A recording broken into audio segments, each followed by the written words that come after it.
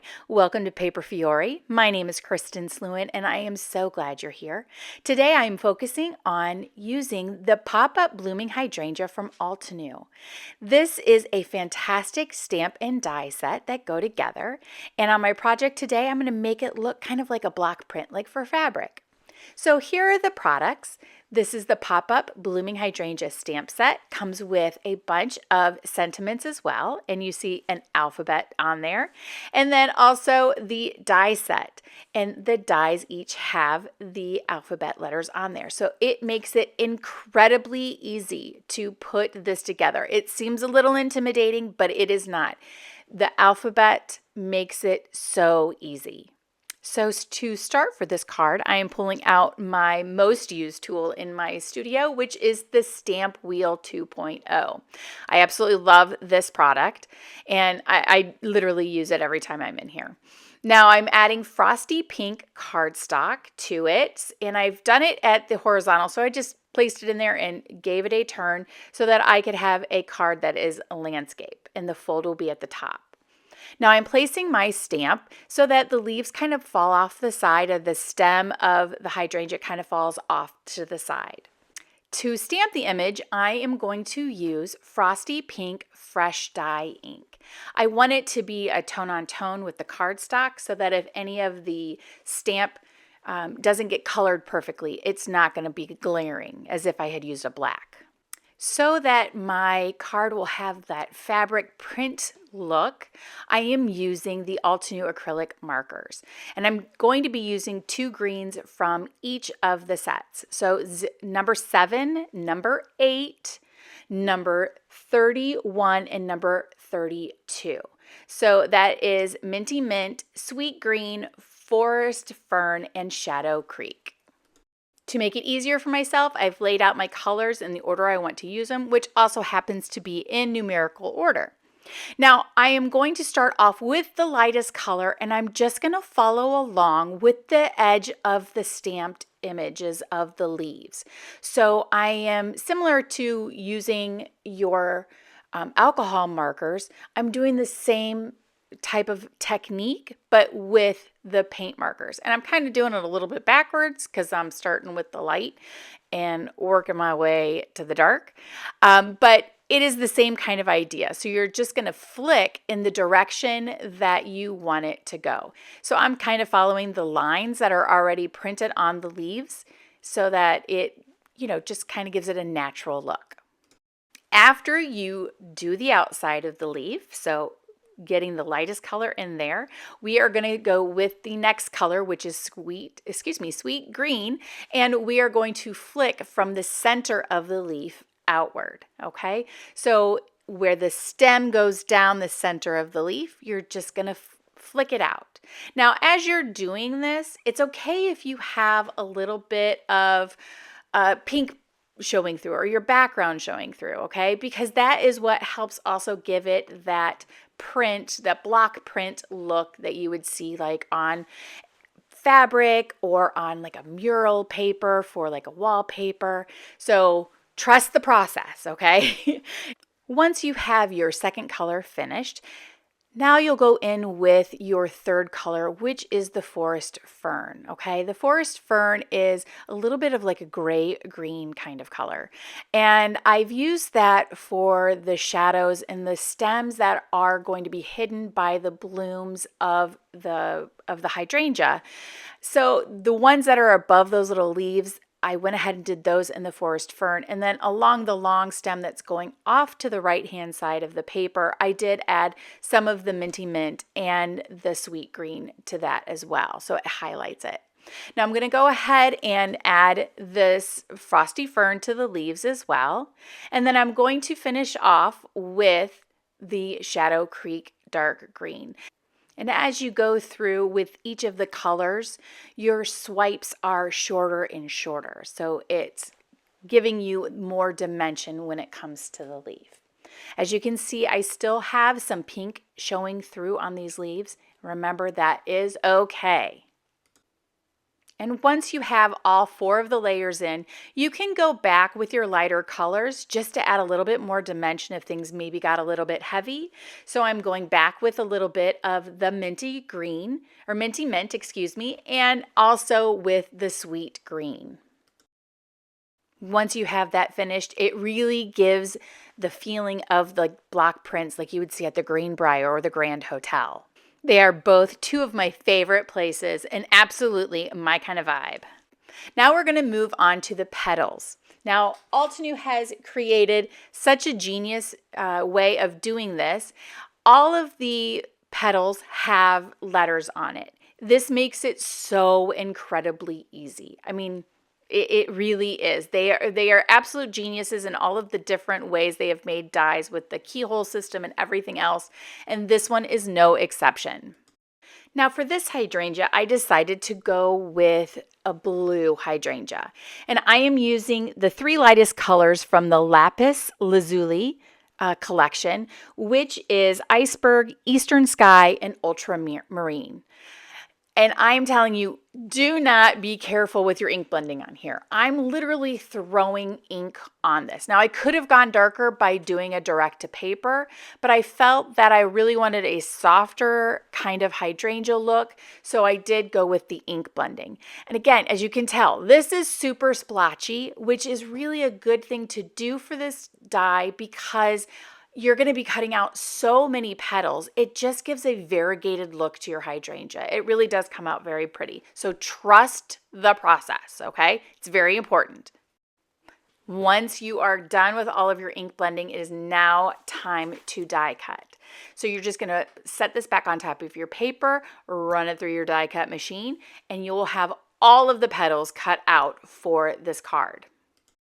A technique that I use to get the pieces out of the die is I pull out one of my sticky mats and I gently peel the die away from my magnetic mat from my Empress die cutting machine.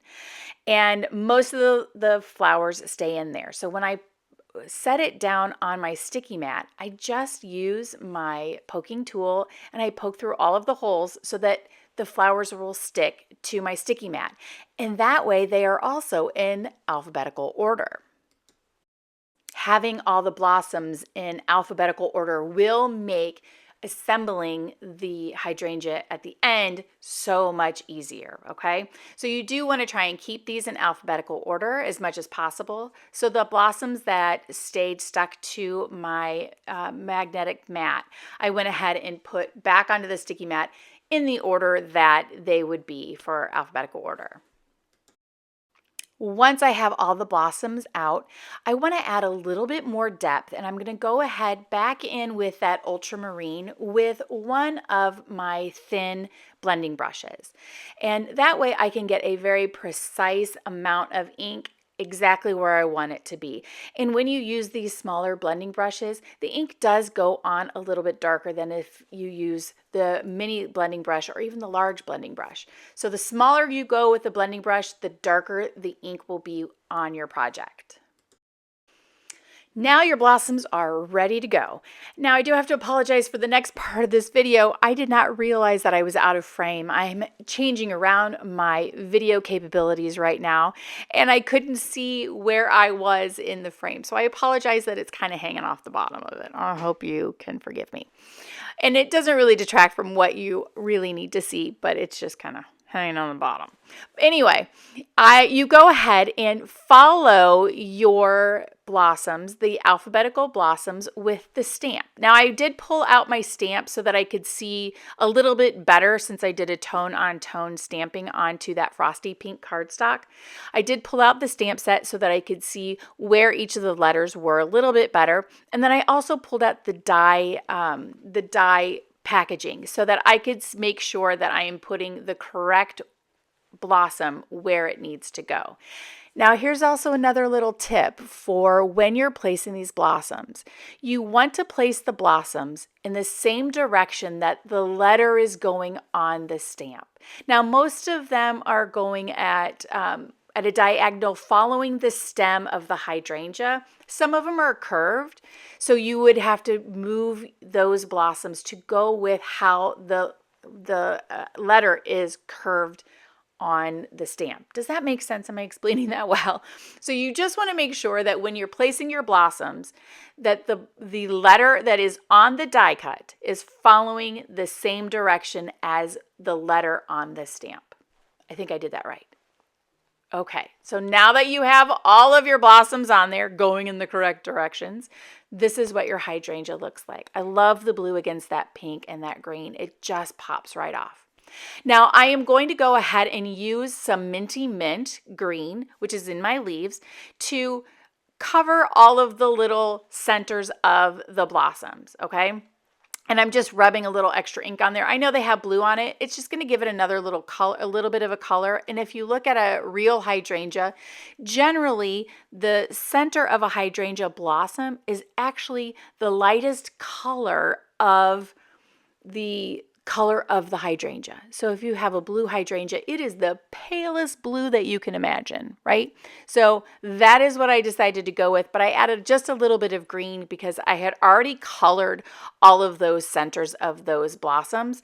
So this is a way that you can do it, and you can also use those fantastic pearl dots that Altenew has. They come in the perfect size to do the centers of these blossoms, and I'll show you an example of that later in the video.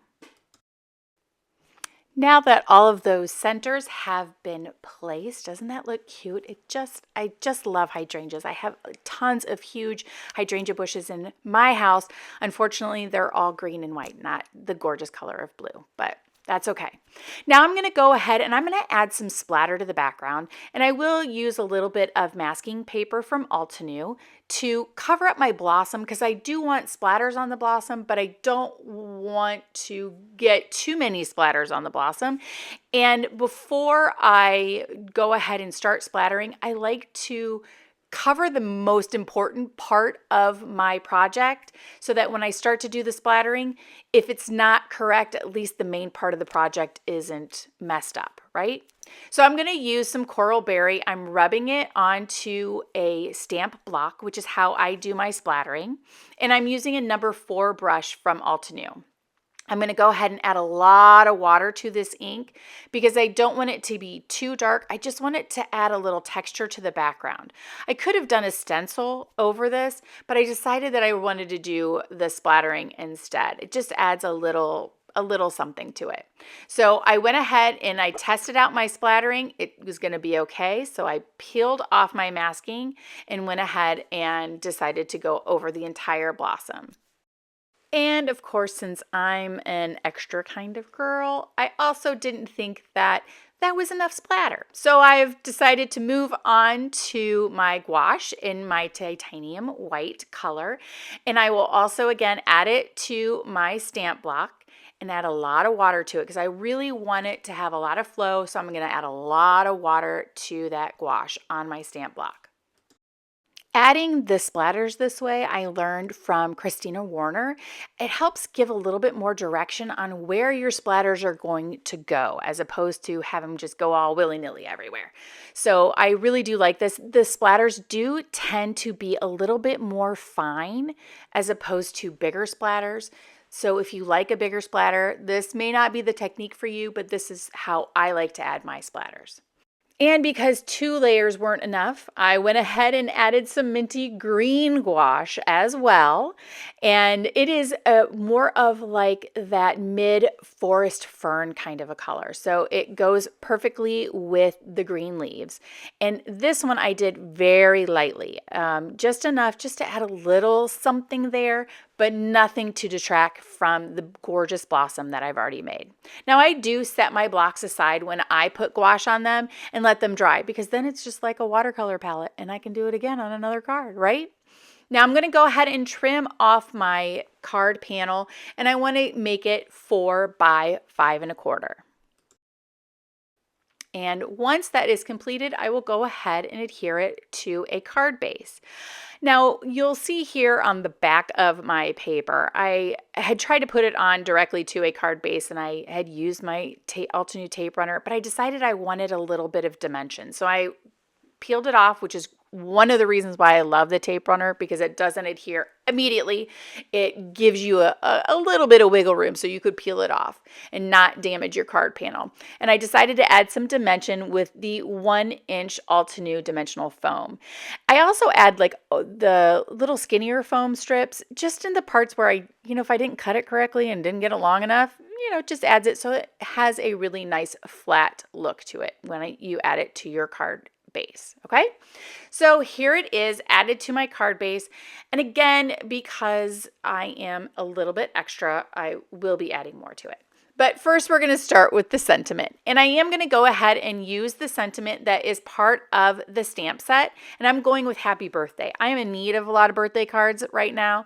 And I just figured that is going to be perfect. So I'm going to go ahead and stamp this using the Altenew Obsidian ink. And then I will clear heat emboss it. Now, as you can see in the upper right corner of the video, I put my embossing powder, like especially my most used embossing powder, into little tubs. What do you guys do? Do you just use it from the little jars? Let me know in the comments. I did go ahead and trim out the sentiment and did not leave any white border on it whatsoever. I liked the black against it just straight on. And if you happen to do what I just did, where my foam adhesive was just a little bit long, cut it at a diagonal from the edge that you need to trim it from, okay? Then you don't have to like peel it off and, all that kind of stuff. I am using a T-square to make sure that my sentiment is perfectly straight. And like I said before, I'm a little bit extra. I love the sparkle. And the new stellar sequins in the Crystal Moonlight is absolutely gorgeous. Can you see that up close? Look at the little bit of shimmer. I put them on some of the blossoms, not all of them, and then also to highlight my sentiment. Okay, sorry, it's peeking off the top of the screen there. Now, these next two cards I created with watercolors. This was the hydrangea that inspired this card. And if you can see here, look at the dimension on that. I used the petal shaper tool as well as the pearl dots in white. And then I colored them with frayed leaf ink. So you can use your Altenew markers to color gems and the pearls to match your project. Now, this next card was inspired by that hydrangea. Just look at the dimension that the petal tools, shaping tools make. It really is incredible. Let me just show you a close-up of the awesome dimension that the petal shaper tool gives you. Isn't that beautiful? Oh, I just love it. So thank you so very much for being here today. Thank you to Altenew for including me in their Ambassador program. And I just so appreciate you being here and watching my video. If you have any questions or comments, please leave them down below, and I hope you give me a follow. All right, have a wonderful, colorful day. Bye.